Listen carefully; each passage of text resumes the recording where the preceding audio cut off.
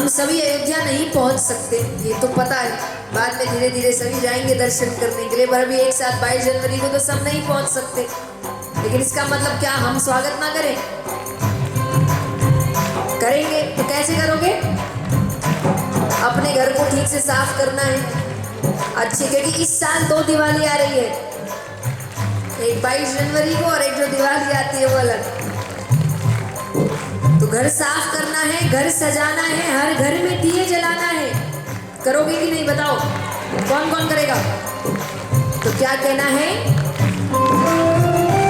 राम आएंगे तो अंगना सजाओगी,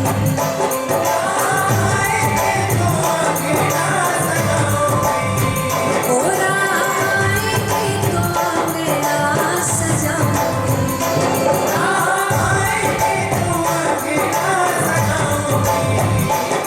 दीप जला के दिवाली मैं मनाऊं, दीप जला के दिवाली मैं मनाऊंगी, ओ दीप जला के दिवाली मैं मनाऊंगी, दीप जला के दिवाली मैं मनाऊंगी। मेरे जन्मों के सारे पाप मिट जाएंगे, राम आएंगे, मेरे जन्मों के सारे पाप मिट जाएंगे, राम आएंगे।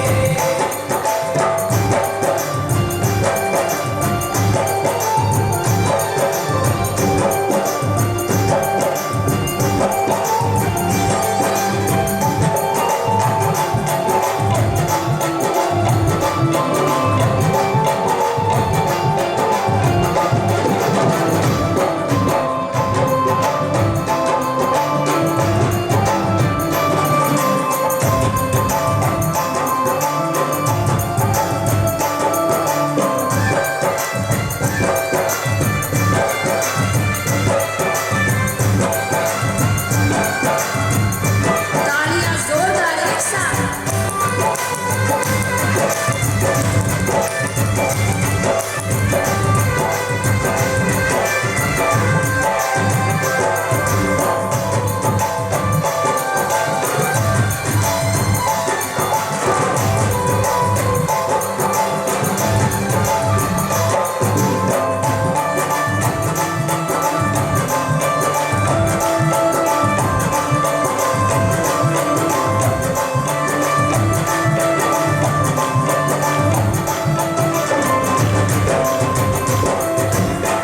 और क्या करना है? अंगना सजा दिया। अब श्री राम आएंगे तो क्या कहना है उनसे? राम झूलेंगे तो पालना झुलाओगी, राम झूलेंगे तो पालना झुलाओगी, राम झूलेंगे तो पालना झुलाओगी, राम झूलेंगे तो पालना झुलाओगी। मीठे मीठे उन्हें भजन सुनाओगी, मीठे मीठे उन्हें भजन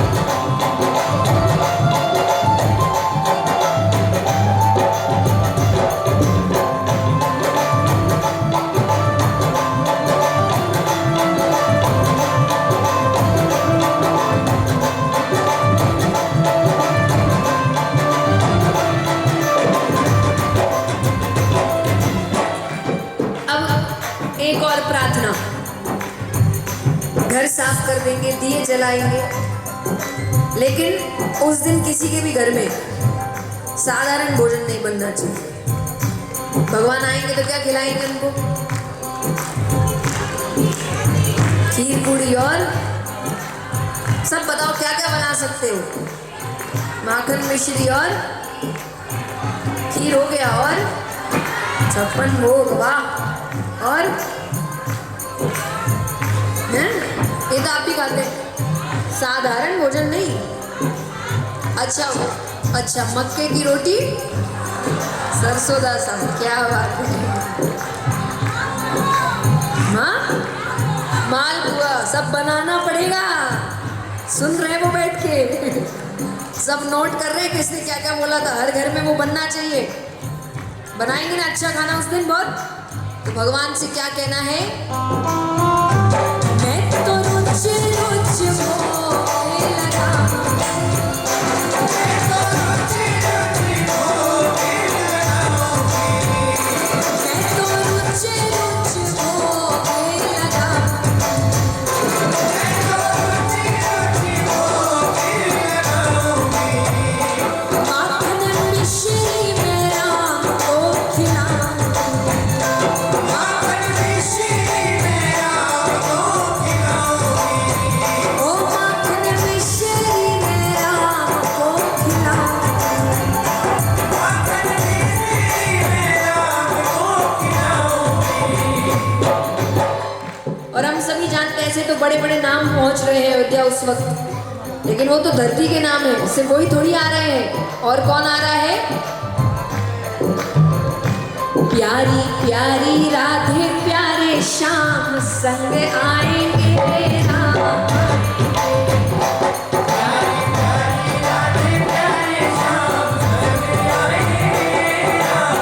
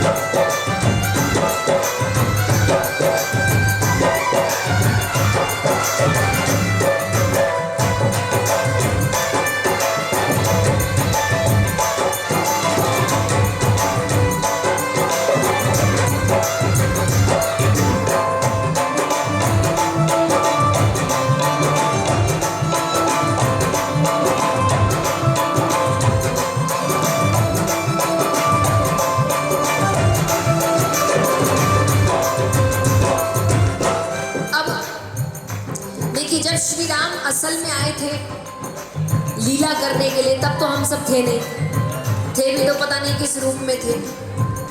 जब कल की अवतार होगा तब भी पता नहीं कहाँ रहेंगे। तो ये एक मौका मिला है जब भगवान आ रहे हैं और हम भी यही हैं। तो जो जो इस चीज का दर्शन कर पा रहा है, इसको ग्रहण कर पा रहा है, वो हर वक्त क्या कह रहा है? मेरा जन्म सफल हो जाएगा,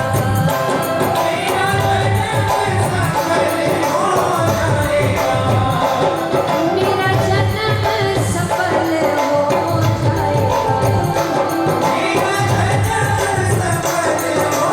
जाएगा, तन झूमेगा और मन गीत गाएगा,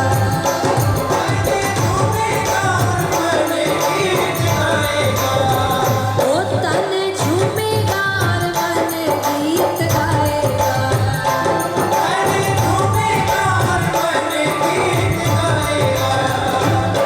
और भगवान करे 22 जनवरी के बाद हर भक्त की जिंदगी ऐसे चमके कि वो धन्यवाद करता रह जाए।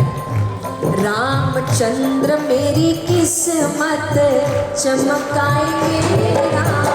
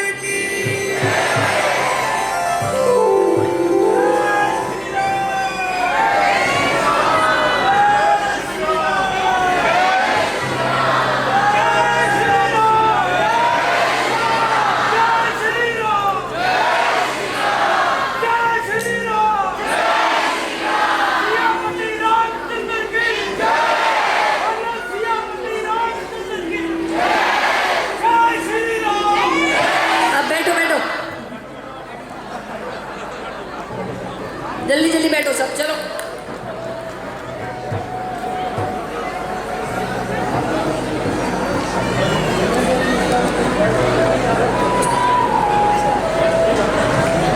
ये नृत्य करते करते सब आगे आ जाते हैं, बहुत होशियार है।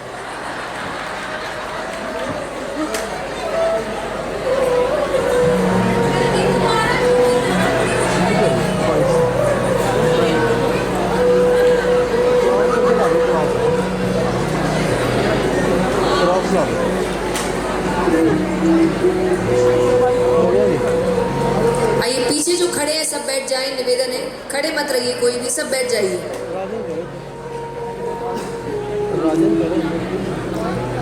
बैठो बैठो जल्दी, आज बहुत कथा है और आज तो शैतानी करना ही नहीं, क्योंकि शैतानी करने वाले आ रहे हैं।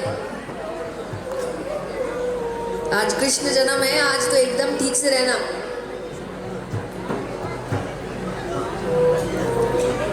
बोली कृष्ण कन्हैया लाल की।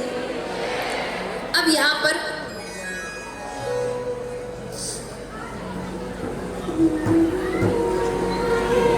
इस प्रकार प्रहलाद जी और भगवान, इनका वार्तालाप होता है। अब राजा परीक्षित को सुखदेव जी बता रहे हैं कि मैं आपको अब लेकर चलता हूं नारद जी और युधिष्ठिर जी के पास, जिनके बीच धर्म की चर्चा हो रही है कि धर्म क्या है। नारद जी कहे ऐसे धर्म के 30 लक्षण हैं। कितने? लेकिन मैं 5 शुरुआती बता रहा हूं जो नींव है, क्योंकि अगर नींव कमजोर होगी तो इमारत टिक नहीं पाएगी।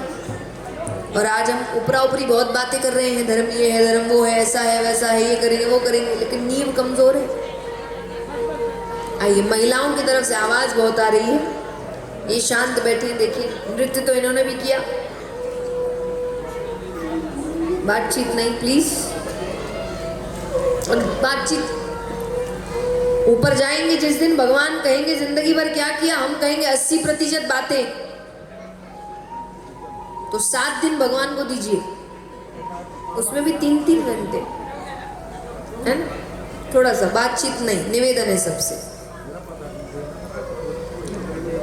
तो वो कहे धर्म के 5 शुरुआती लक्षण बता रहा हूं। सबसे पहला है सत्य। जितना हो सके सत्य की राह पर चलो। देखिए, मैं वही बात कर रही हूं जिसका आप पालन कर सके। कहने को हम कह सकते हैं सत्य की राह पर चलो, आपको मानना नहीं है। बोलने को बहुत कुछ बोल सकते हैं, लेकिन पता चला यहां से बाहर निकलने के बाद आप बोलेंगे इनके बोलने से होता है क्या? तो ठीक है, मानते हैं आज के समय में मुश्किल है बहुत। तो जितना हो सके सत्य की राह पर चलो। जहां झूठ की जरूरत नहीं वहां झूठ मत बोलिए। जैसे उदाहरण, देखिए हम बहुत छोटी छोटी बातों में झूठ बोलते हैं। उदाहरण,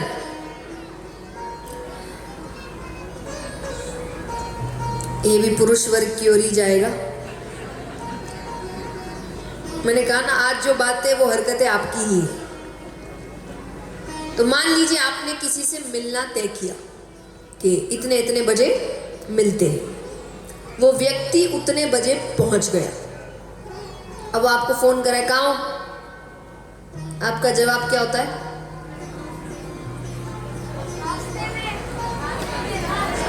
ये जवाब दे रहे हैं, सोचो क्या बोलते हैं आप?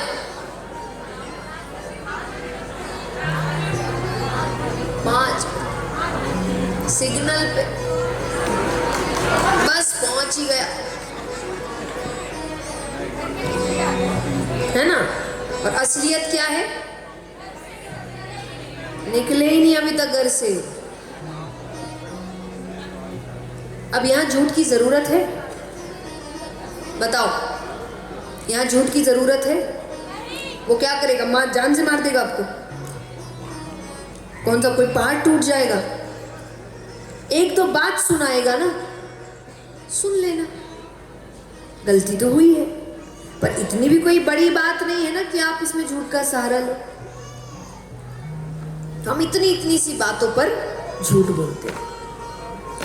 अब यहाँ बैठे कई लोगों को लग रहा होगा कि भाई इतनी सी बात से क्या ही फर्क पड़ जाता है। फर्क पड़ता है, क्योंकि आप अपने दिमाग को, अपने शरीर को किस चीज की आदत डाल रहे हैं, ये उससे फर्क पड़ता है। उदाहरण, हम झूठ का सहारा क्यों लेते हैं बताओ? नहीं, आप खुद ही ले रहे ना। बताओ, यहां अभी अपने आप को सुधारने की बात हो रही है।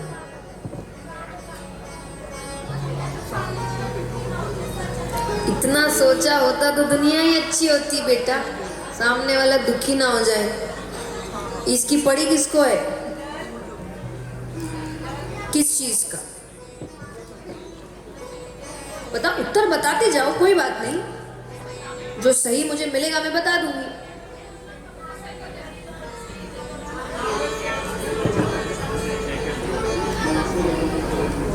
क्यों?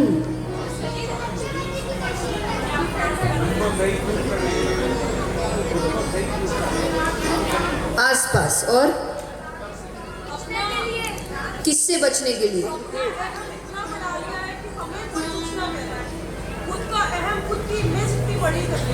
फिर भी और एक बहुत साधारण उत्तर चाहिए मुझे। किससे?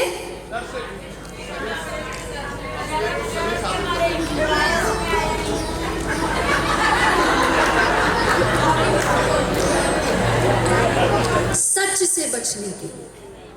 सच का सामना ना करना पड़े, व्यक्ति झूठ बोल के निकल जाता है कि उसको सच। बैठो बैठो, बैठ जाओ। हमको बुलाया बोलने के लिए 7 दिन, है ना? हम बोलते हैं। मुझे इसी काम के लिए बुलाया गया है।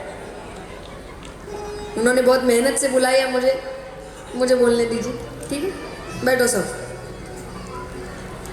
तो सच से बचने के लिए अब छोटे मोटे सच जिन पे आपका बस चलता है वहां बच के निकल जाते हैं, पर कई बार जिंदगी का सच सामने आता है जिस पे आपका बस नहीं चलता, फिर उस सच के सामने आप खड़े रहने लायक नहीं बचते।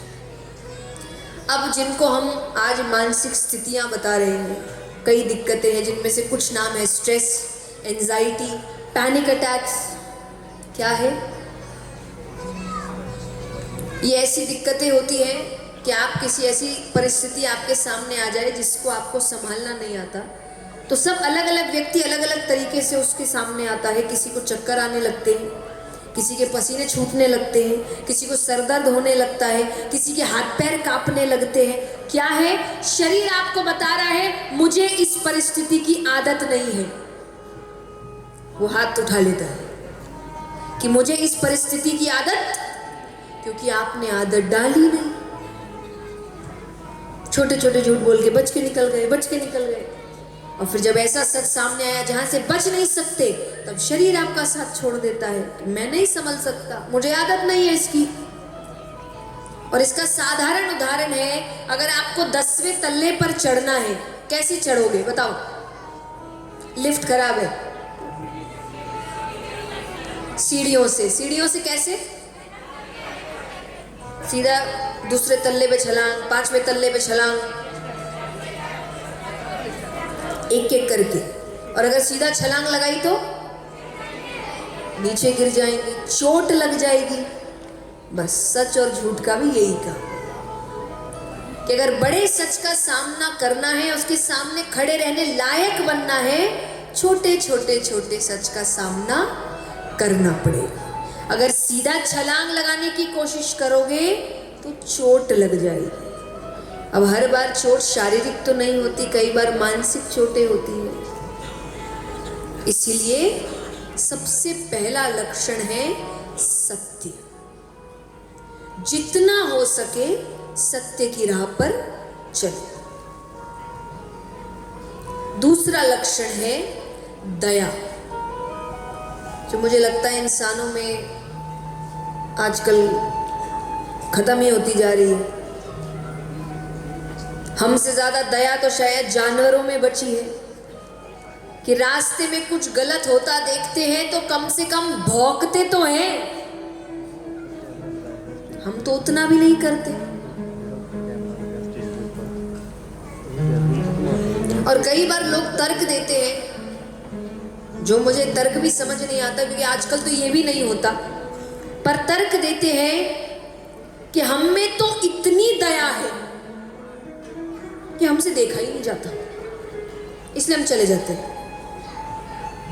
आजकल तो ये भी नहीं होता, वहीं खड़े रहते हैं, देखते रहते हैं और साथ ही साथ एक और क्रूरता का कार्य करते हैं,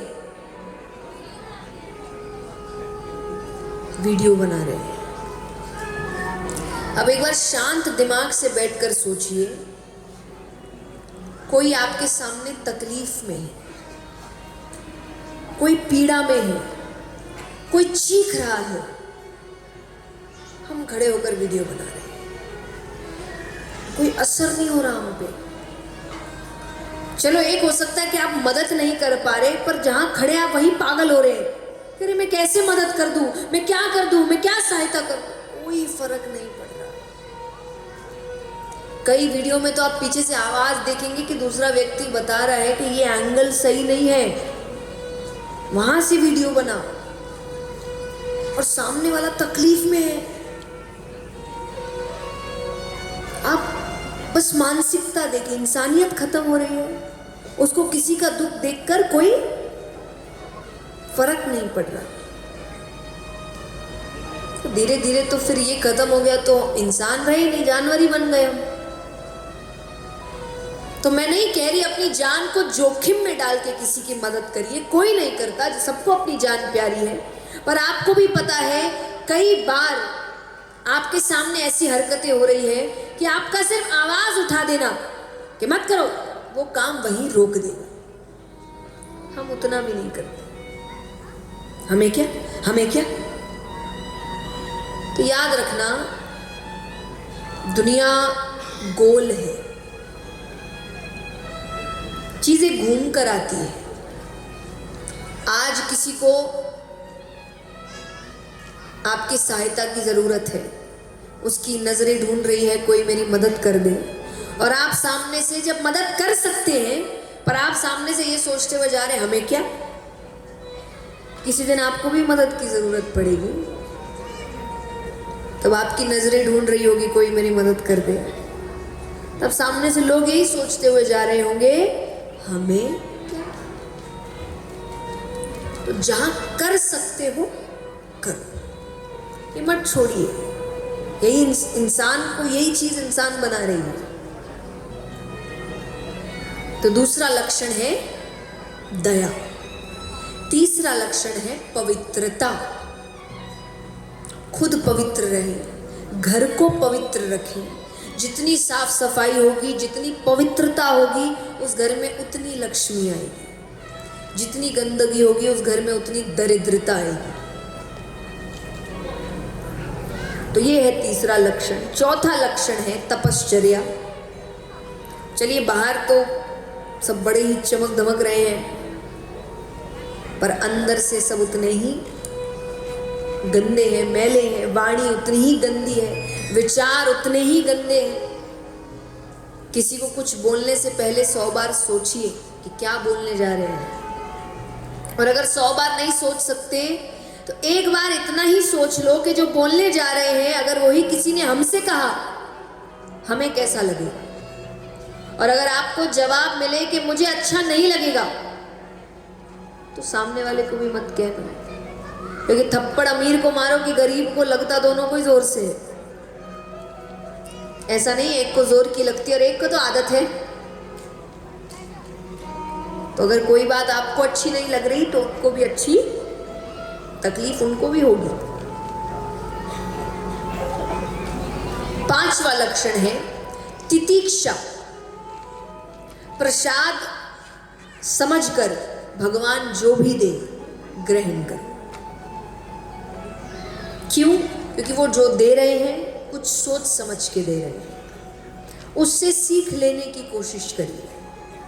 देखिए, कई बार ना आपकी जिंदगी में एक ही परिस्थिति बार बार आती है दुख में, और व्यक्ति को लगता है कि बार बार एक ही चीज़, बार बार एक ही चीज़। भगवान करना क्या चाहता है? भगवान करना ये चाहता है कि भगवान जो परिस्थिति दे रहा है, भगवान चाहता है आप उससे कोई सीख ले, पर आप हर बार उस परिस्थिति को रोक के गवा दे रहे हैं, सीख ले नहीं रहे, इसलिए भगवान को बार बार वो परिस्थिति भेजनी पड़ रही है।